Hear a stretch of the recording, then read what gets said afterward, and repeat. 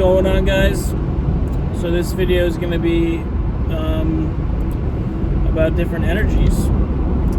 Kind of a continuation of the last one. Kind of getting more into the spiritual side and a few other things. But I was talking about how we got to the point where we're like not doing what we're supposed to be doing on Earth. It's like, how do we get us all to kind of, I'll just work a 9 to 5 and I'll just have a family and die, and that's what we're here to do. So they kind of convinced us that that's what we're here to do, right? When it's just not, it's not what we're here to do. They've been the top dog, they've been kind of explaining everything, but getting into the different energies of it, all right? Because they understand our energies, and we don't understand our energies whatsoever. We just kind of, move around, and we kind of just have feelings and emotions, and we say it's all hormones and this, or it's all just testosterone for men, it's all this stuff.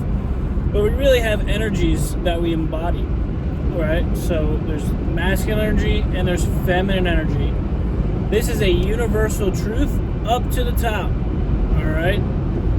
Even Source has masculine and feminine energies, okay? So every single being has masculine and feminine energies. Every single human, especially, because we can really do things with these energies. We can choose to use different energies.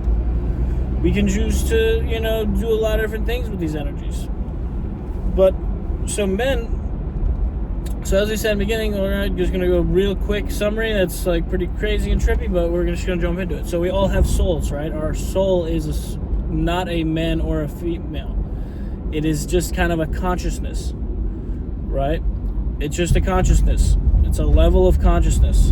And we're just at a certain point, we are that consciousness, no matter what body we're in, no matter what planet we're on. All right, so if you're on Earth right now, you've incarnated as a man and a woman, 100% guaranteed. All right, so that's kind of a weird thing that we think about, but it's like, yeah, you've done all the things a woman's done. You have that experience in your soul's memory, not your current life's memory. But if you get to a certain point in the fifth dimensional energies, you can actually go back and look at all your past lives on all different planets, like a replay button.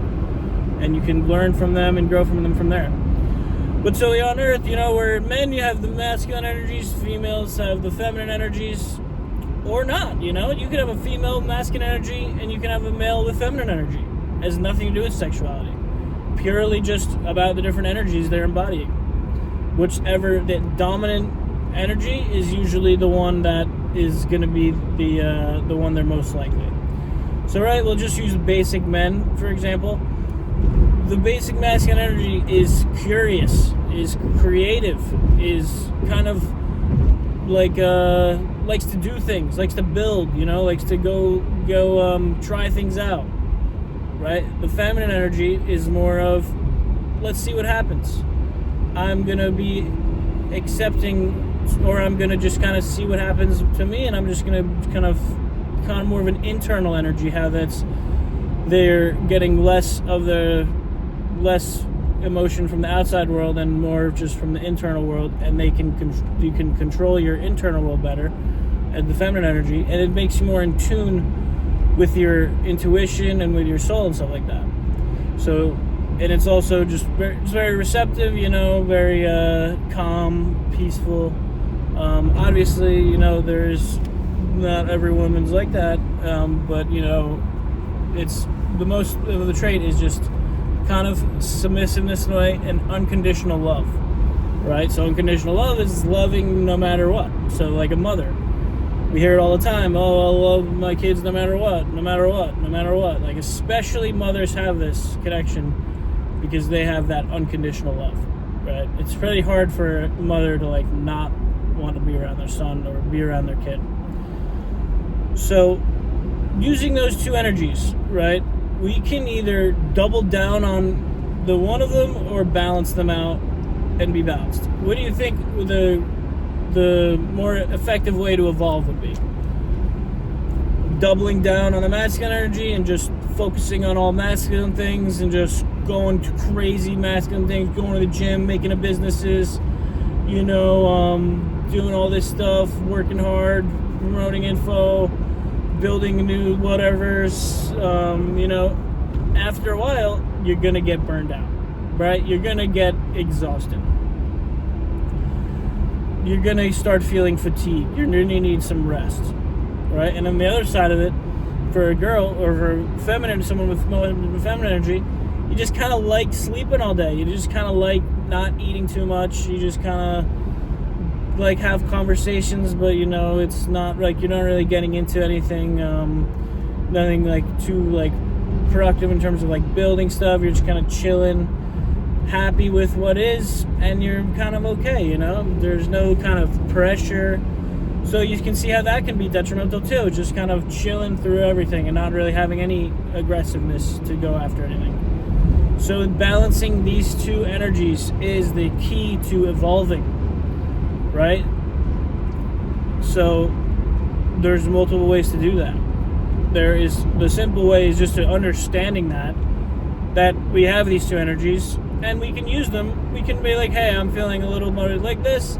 I'm gonna try to do some more feminine energy exercises.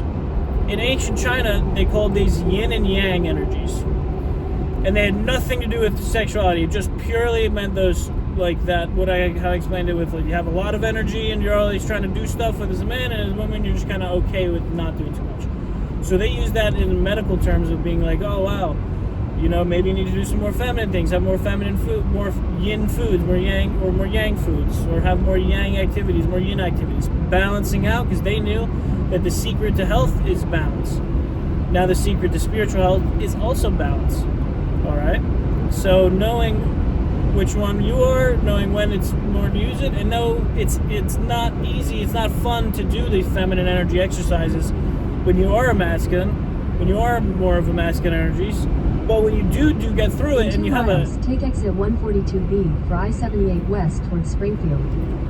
And you now have a pattern of doing these feminine things like meditating every morning. That's an example of a feminine or a yin energy activity.